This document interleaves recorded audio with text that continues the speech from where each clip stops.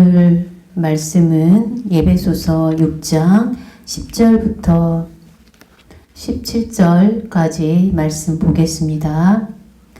끝으로 너희가 주 안에서와 그의 힘의 능력으로 강건하여지고 마귀의 간계를 능히 대적하기 위하여 하나님의 전신 갑주를 입으라. 우리의 씨름은 혈과 육을 상대하는 것이 아니요 통치자들과 권세들과 어둠의 세상 주관자들과 하늘에 있는 악의 영들을 상대함이라. 그러므로 하나님의 전신 갑주를 취하라. 이는 악한 날에 너희가 능히 대적하고 모든 일을 행한 후에 서기 위함이라. 그런즉 서서 진리로 너희 허리띠를 띠고 의의 호심경을 붙이고 평안의 복음이 준비한 것으로 신을 신고 모든 것 위에 믿음의 방패를 가지고 이로써 능히 악한 자의 모든 불화살을 소멸하고 구원의 투구와 성령의 검 곧 하나님의 말씀을 가지라. 아멘. 오늘 설교 제목은 전신갑주를 입으라입니다. 우리는 모두 영적인 싸움 가운데 있음을 인식하고 살아야 합니다. 우리의 싸움은 이 땅의 사람들과 대항하여 싸우는 것이 아니라 공중 권세 잡은 악한 영들과 대항하여 싸우는 것입니다. 그 전쟁은 생명을 얻기 위한 것과 생명을 얻지 못하게 하는 것과의 치열한 전쟁입니다. 12절에 우리의 씨름은 혈과 육을 상대하는 것이 아니요 통치자들과 권세들과 이 어둠의 세상 주관자들과 하늘에 있는 악한 영들을 상대함이라 말씀합니다. 우리의 씨름은 혈과 육에 대한 것이 아니요 우리의 싸움의 대상은 연약한 인간들이 아닙니다. 그들은 사랑의 대상이요 복음화의 대상입니다. 정사와 권세와 악한 영들이라고 말하고 있는데 정사와 권세는 영적 존재 중에서 특정 계급에 속한 영들을 가리킵니다. 이들은 반드시 악한 천사들만을 가리키는 것은 아니고 선한 천사들까지 포함하는 것입니다. 그러나 본문에서는 악의 영들을 향해서 말하는 것이므로 정사와 권세를 가진 악한 영들을 상대하여 싸우는 것이라 말하는 것입니다. 어둠의 세상 주관자들은 이 세상은 어둠에 속한 것이 되었습니다. 즉 어둠의 세상 주관자의 권세 아래에 놓인 것입니다. 하늘에 있는 악한 영들이라고 말하고 있는데 악한 영들이란 영적인 세계에서 하나님을 대항하여 사단 편에 선 천사들을 말하는 것입니다. 이들은 공중 권세 잡은 자로 묘사되는 사단의 부하들인데 세상에 대해서 제한적인 지배력을 행사하고 있습니다. 성도가 싸워야 할 대상은 이처럼 하나님을 대적하는 사단의 하수인인 악령임을 말하고 있습니다. 우리가 싸워야 할 싸움의 대상이 혈과 육에 속한 것이 아니라 정사와 권세와 악의 영들과 또 어둠의 세상 주관자들과 하늘에 있는 악한 영들을 대항하여 싸워야 한다고 말씀합니다. 성도가 이 세상에서 악의 영향력을 느끼는 모든 날, 즉 사단이 그 힘을 떨치게 되면 성도들은 내적으로나 외적으로 시험과 또 시련에 직면하게 되지요. 이러한 시험과 시련을 극복하기 위해서는 반드시 하나님의 전신갑주를 입어야 합니다. 전신갑주를 입으라고 말씀하고 있는데 입는다는 표현은 무장을 갖추라 라는 의미입니다. 전신갑주는 군인이 전쟁에 나가면서 자신의 몸을 적군의 공격으로부터 보호하기 위해서 입는 갑옷은 물론 또 공격하기 위한 병기까지 총칭하는 단어입니다. 여기에는 투구와 흉배와 또 정강이 덮개와 방패와 창과 검 이러한 모든 것들이 포함됩니다. 바울이 영적인 전투를 묘사하는 데 있어서 전신갑주라는 단어를 사용하고 있는 것은 영적인 세계에서 벌어지고 있는 그 전쟁은 매우 치열하다는 것을 알 수 있습니다. 영혼이 죽고 사는 문제가 달려있기 때문에 우리는 스스로를 지키기 위해서 하나님의 전신갑주로 무장하고 사단과 그의 하속들인 악령들과 대적하여 싸워야 합니다. 마귀의 괴계를 이기기 위해서는 전신갑주를 입어야 하는 것입니다. 괴계는 단순한 꽤 정도의 의미가 아니라 음모라는 매우 강한 뜻을 가지고 있습니다. 모든 사람들을 자신과 함께 지옥으로 끌고 가려고 하는 뜻을 가진 그 마귀의 능력은 사람의 능력으로는 결코 당해낼 수 없습니다. 이러한 지략과 음모의 구체적인 예를 들자면 그럴싸하게 거짓을 진실로 보이게 한다든지 또 성경을 왜곡하여 인용한다든지 또 광명의 천사로 위장하는 것 그리고 하나님의 능력을 모방하는 것 등이 있습니다. 영적인 지각이 없는 자들은 마귀의 이러한 괴계에 말려들기 십상이지요. 따라서 성도들은 스스로의 능력으로는 이길 수 없으니 모든 정사와 권세의 머리가 되시는 하나님의 이름, 하나님과 예수의 이름이 갖는 능력을 힘입어서 영적인 전투에 임해야 합니다. 이 세상의 임금은 공중 권세 잡은 자 사단입니다. 우리가 싸울 대상은 어둠의 영들이죠. 우리의 힘으로는 영적인 존재를 이길 수 없지요. 오직 하나님의 능력으로 이길 수 있습니다. 그러므로 우리는 하나님의 능력을 구해야 하고 하나님의 능력으로 악한 영들과 싸워야 하는 것입니다.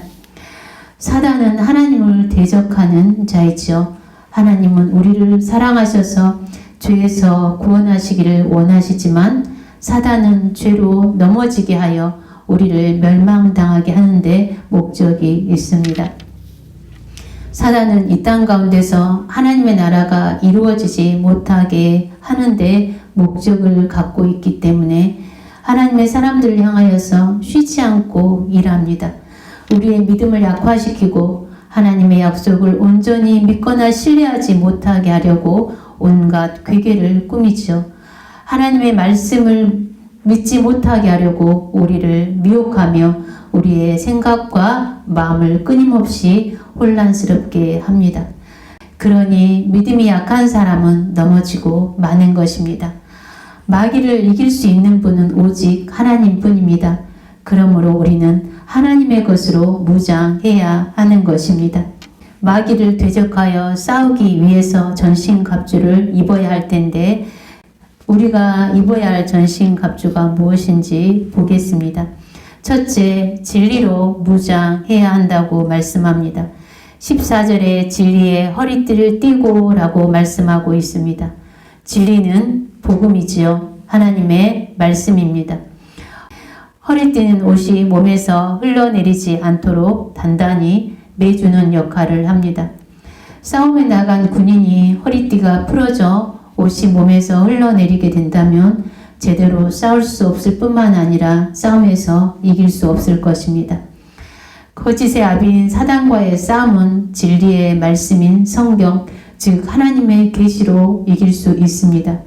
하나님의 계시인 성경 말씀으로 자신을 단단히 묶을 때 사단의 세력이 아무리 거짓으로 유혹한다 하더라도 흔들리지 않고 이길 수 있는 것입니다. 진리의 말씀을 준비하는 것은 영적인 싸움에서 가장 기본이 되는 것이지요.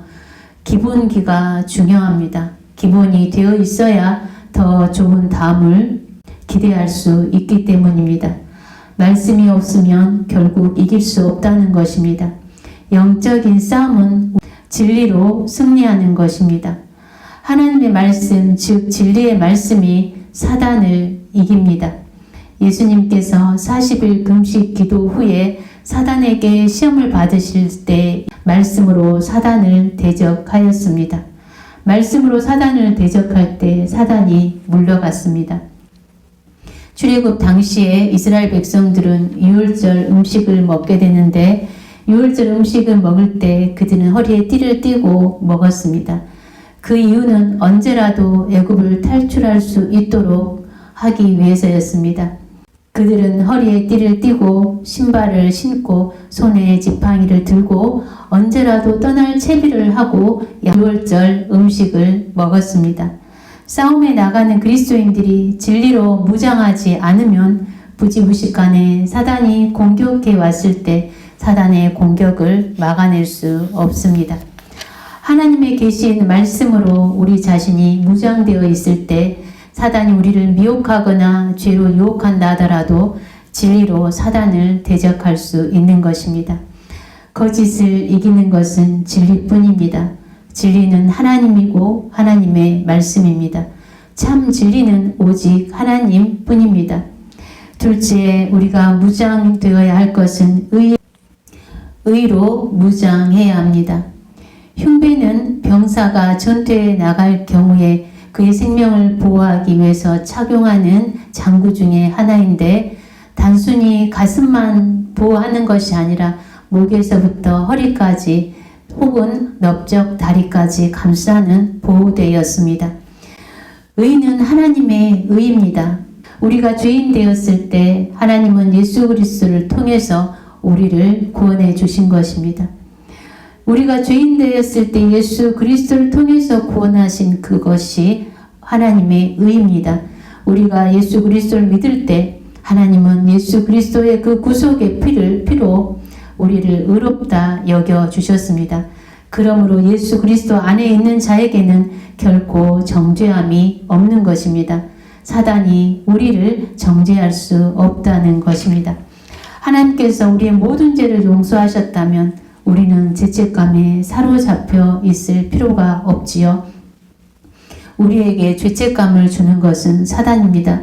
하나님께서 우리의 죄를 용서하셨다면 하나님은 더 이상 우리의 죄를 기억하지 않으신다고 말씀하고 있습니다. 예수 그리스도의 의로 무장할 때 사단의 속임으로부터 우리 자신을 지킬 수 있습니다. 예수 그리스도의 그 의에 대한 믿음과 확신이 사단의 거짓 속임에 넘어가지 않게 하는 것입니다. 예수 그리스도의 그 의로 옷 입을 때 사단이 우리를 정죄할 수 없고 정죄감에 빠뜨릴 수 없습니다. 그러므로 우리가 예수 그리스도의 의로 구원받았음을 믿고 구원의 확신 가운데 거하며 그 구원의 확신으로 무장되어 있을 때 마귀의 괴계를 이길 수 있습니다. 예수 그리스도의 보혈의 옷을 입을 때 사단이 우리를 공격할 수 없고 우리 안에 역사할 수 없습니다. 예수 그리스도의 그 의는 하나님의 은혜로 우리에게 주신 것입니다. 그리스도의 의는 우리가 구원받고 영생을 얻게 하는 의입니다. 셋째, 우리가 마귀의 괴계를 이기기 위해서는 평안의 복음으로 무장해야 합니다. 평안의 복음이 준비한 것으로 신을 신고라고 말씀하고 있습니다. 평안의 복음 그 자체가 영적인 군인된 성도들에게 있어서 전투화와 같은 안전한 신발이 된다는 의미입니다. 성도가 평안의 복음으로 무장하고 있어야만 사단의 세력과의 영적 싸움에서 실족하지 않고 견고히 서서 싸움으로 승리할 수 있습니다. 복음은 예수 그리스도께서 우리의 모든 죄를 위해서 죽으셨음을 증거하는 것이죠. 그러므로 사단이 우리를 넘어뜨리기 위해서 우리가 지은 죄를 빌미로 참수하거나 공격할지라도 예수 그리스도의 복음으로 우리가 무장하고 있다면 마음의 평안을 언제나 누릴 수 있는 것입니다. 바울 당시에 최강의 군대였던 로마 군사가 신던 신발은 오늘날의 전투화와 다르게 반구두 형태였습니다. 발가락 부분은 드러내고 바닥에는 무거운 징을 받고 발목 부분에는 가죽끈이 있어서 다리에 묶게 하는 형태로 되어 있었습니다. 이 신발은 두꺼운 가죽을 사용하여 만들어졌기 때문에 예리한 못들이 신발을 뚫고 들어와도 발에 상처를 주지 못했습니다. 우리가 예수 그리스도의 복음으로 무장되어 있을 때 어떠한 사단의 공격도 우리를 흔들거나 넘어뜨릴 수 없는 것입니다. 복음을 받아들이는 자의 심령은 늘 이렇게 평안합니다. 폭풍과 같은 시간 속에 있을지라도 그 심령은 평안한 것입니다. 그 평안은 세상에 줄 수 없으며 오직 예수 그리스도를 믿는 믿음 안에서 이루어지는 것입니다. 예수 그리스도는 복음입니다. 그 복음은 예수 그리스도께서 우리를 사랑하시고 죄로 인해 멸망당할 수밖에 없는 우리를 위해서 대속의 죽음으로 우리를 구원해 주셨다는 것과 하나님의 자녀가 되게 해 주셨다는 것입니다. 우리가 살아가면서 또 죄를 지을 수 있지만 그래야 할지라도 하나님의 자녀가 회개할 때 하나님은 그 죄에 대해서 정죄하지 않으시고 용서해 주시는 것이 복음이죠. 그러한 복음은 우리가 영적인 싸움을 싸우며 살아갈 때 우리를 넘어지지 않게 하고 우리를 든든히 평안의 복음에 서 있게 합니다. 우리는 예수 그리스도를 통해서 평안을 누리게 되었을 뿐만 아니라 우리는 예수 그리스도의 대사로서 세상을 향하여 평안의 복음을 전하는 자가 되었습니다. 넷째로 우리가 무장해야 할 것은 믿음의 방패입니다. 믿음의 방패는 사단의 공격을 방어하기 위한 것입니다. 당시 로마 군인들이 전투에서 날아오는 화살로부터 자신의 몸을 보호하기 위해서 사용하였던 직사각형 형태의 방패는 보통 길이가 120cm, 너비가 70cm 정도 되었습니다. 그 뒤에 사람이 앉아있으면 온몸을 보호할 수 있었습니다. 따라서 방패는 악한 자의 모든 불화살을 능히 막아낼 수 있었습니다. 성경에서 말하는 악한 자의 불화살은 영적으로 의심과 공포를 상징하는 것입니다. 사단은 성도를 넘어뜨리기 위해서 그들의 마음속에 의심과 공포를 심습니다. 특히 고난 가운데 있는 자들에게 하나님의 선하심에 대한 의심을 주입하고 또 죄를 짓는 자들에게는 구원의 확신에 대해서 의심하게 하며 또 마음이 약한 자들에게는 흑암의 세력에 대한 공포심을 조장하여 그들로 하여금 하나님에 대한 신앙의 길에서 멀어지게 합니다. 이러한 치열한 공격을 막아내기 위해서 성도가 가져야 할 것은 믿음밖에 없습니다. 이 믿음은 시련 가운데서도 하나님께서 자기를 버리지 않는다는 확신과 또 우리가 연약하여 비록 죄를 지을지라도 그리스도의 대속의 은혜로 얻은 그 구원이 흔들리지 않는다는 믿음, 또 사방으로 애워싸움을 당하는 것 같은 그 두려운 상황에서도 하나님께서 보호하고 계신다는 믿음을 가리킵니다. 이러한 믿음은 하나님을 아는 지식과 또 그분과의 깊은 교제를 통해서 더 강화되어지는 것이지요. 다섯째, 우리가 무장해야 할 것은 구원의 투구입니다. 구원을 신체에서 가장 중요한 부분인 머리 부분을 보호하는 투구와 관련해서 비유한 것은 성도의 영적 안전을 도모하는 데 있어서 구원의 중요성이 그만큼 크다는 것을 강조하는 것입니다. 구원은 우리가 예수 그리스도를 믿는 목적이지요. 성도가 하나님의 은혜로 구원받았다는 사실은 우리 성도들에게 소망입니다.